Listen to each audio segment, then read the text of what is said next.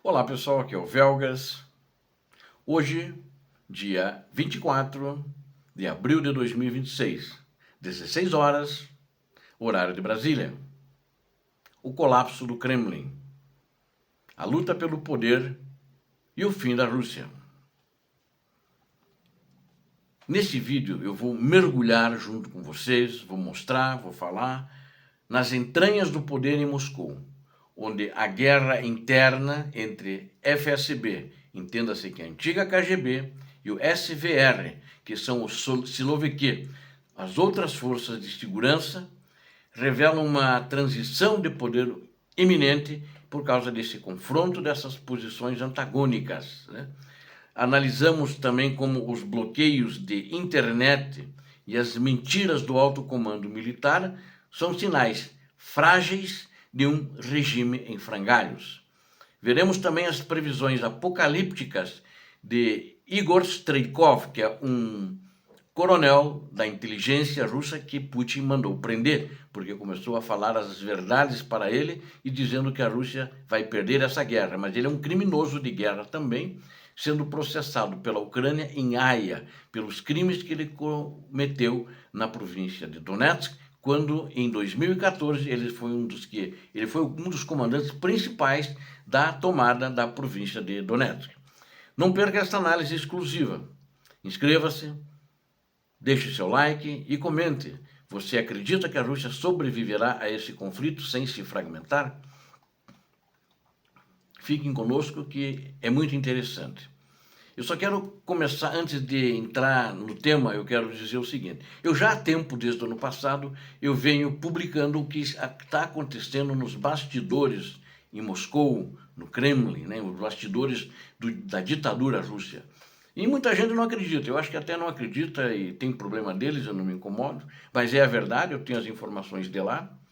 E agora eu notei hoje, eu assisti assim, ouvi, a televisão estava ligada aqui em casa, na Rede Record tinha uma pessoa analisando o que eu venho falando há praticamente um ano, um pouco mais de um ano, sobre essa situação dessas conspirações, como o quadro vai evoluir. Então alguém está começando, porque os fatos já estão mais concretos, já existe população na rua, né, mesmo que mais timidamente, com medo também da repressão do Siloviki, né, que são as forças de repressão, as forças policiais, o exército, né, a própria KGB, todo mundo está lá para reprimir a população. Ok? Então, e acho que vai começar a ser falado mais abertamente na imprensa mundial sobre isso, que falavam também como eu, mas não eram muitos. Então agora mais gente vai falar porque a coisa começa a acelerar na Rússia, por quê? A Rússia vai quebrar.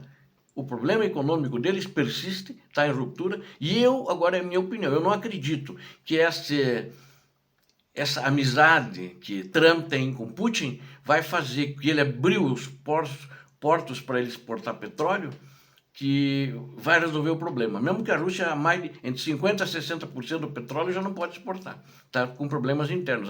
A Ucrânia destruiu, não digo todos, mas a maioria dos portos, os principais portos de exportação. Então vamos então ao assunto aqui, aí vocês vão entender melhor o que eu estou falando e que de fato a Rede Record, talvez alguma outra tenha dado, e que eu não consigo assistir todos os programas, e esse hoje vi sem querer, que eu normalmente não tenho assistido a TV.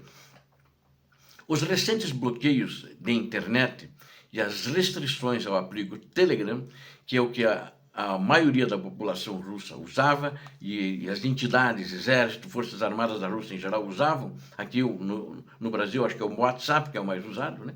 E lá era o Telegram. E não são apenas medidas de guerra contra a Ucrânia. O povo acha isso, né? O povo não acredita que é por causa da guerra na Ucrânia. Segundo especialistas e jornalistas com ligações estreitas com a inteligência russa, essas ações revelam uma luta brutal entre grupos de influência dentro do Kremlin, que estão se digladiando, né? O confronto envolve gigantes como o FSB, que é a antiga KGB, ele é grande, né?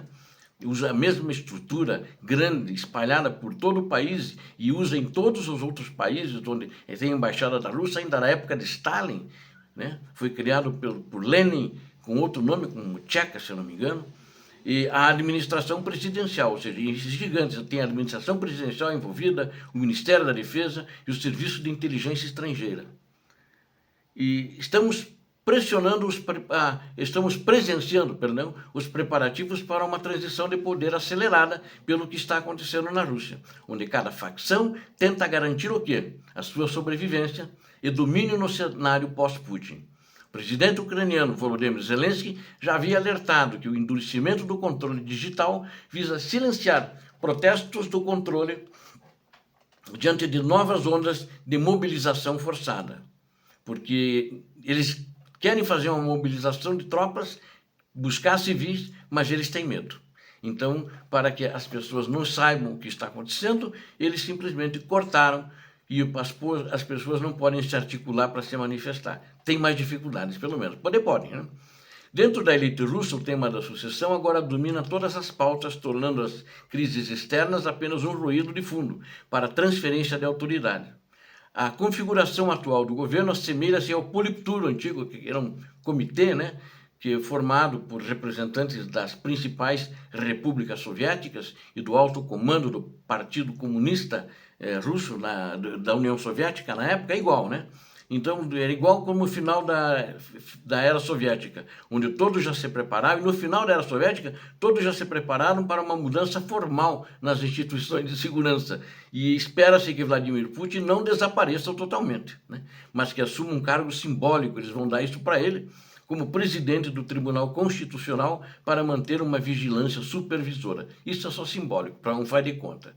Este modelo de aposentadoria controlada visa manter a imunidade da elite governante, enquanto evita que o líder máximo assuma responsabilidade direta pelos fracassos da Ucrânia. É isso que eles querem fazer. Contudo, o sistema político russo é extremamente personalista e qualquer mudança descontrolada pode levar a uma fragmentação interna catastrófica e a agitação social. Estão com medo disso.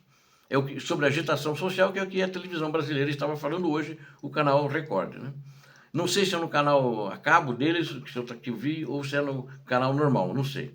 A legitimidade do regime, que antes foi baseada na estabilidade econômica, foi corroída pelas sanções internacionais e pelas perdas massivas no teatro de operações na guerra da Ucrânia.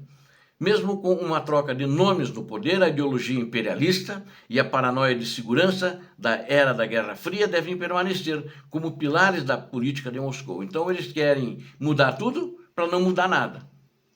É isso que é tudo igual. Vai ficar mesmo os pilares da política de Moscou. Eles estão fazendo para preservar o seu cargo, antes que venha alguém que vá uma rebelião do povo às ruas e desapareça com eles, né?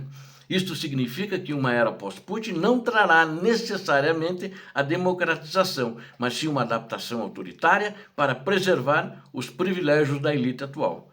Enquanto o topo da pirâmide luta pelo controle, as bases da Federação Russa começam a apresentar rachaduras profundas que podem ser irreversíveis. O criminoso de guerra Igor Strelkov, direto da prisão, emitiu uma previsão apocalíptica, afirmando que a guerra na Ucrânia marcará o fim da Rússia em sua forma atual.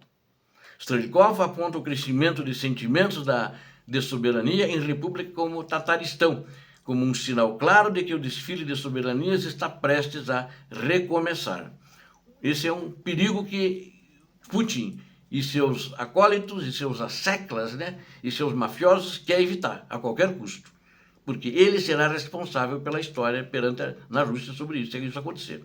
Um incidente onde uma autoridade local foi criticada por falar russo, ao invés de tártaro, é visto por nacionalistas russos como um alerta de russofobia interna crescente. Isso aconteceu, como eu disse, no Tataristão.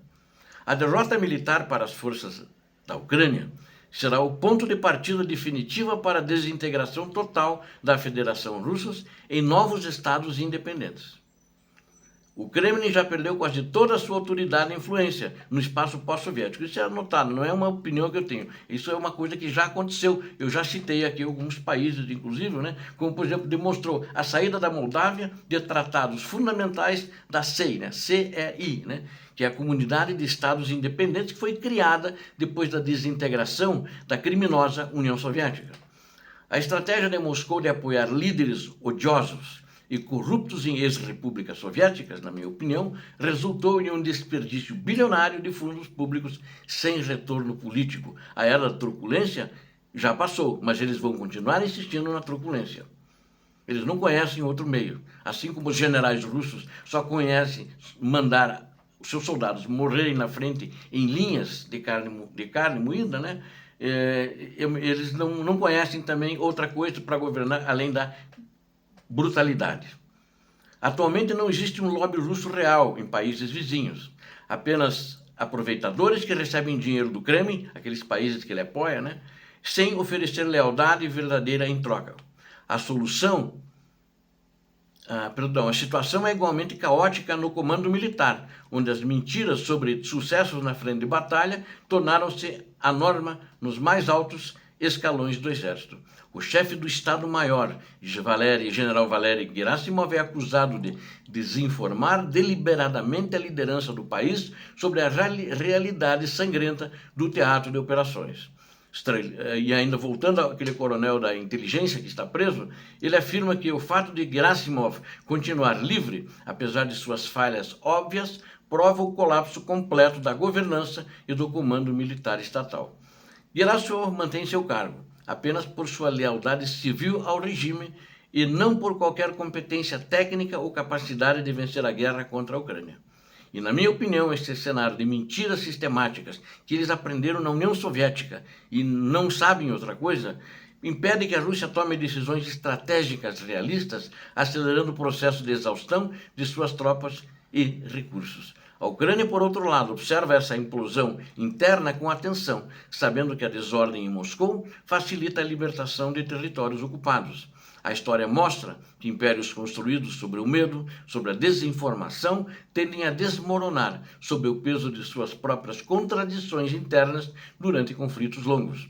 O destino de Moscou parece estar selado entre a luta de foice das agências de inteligência e o desejo de independência das repúblicas oprimidas pela Federação Russa.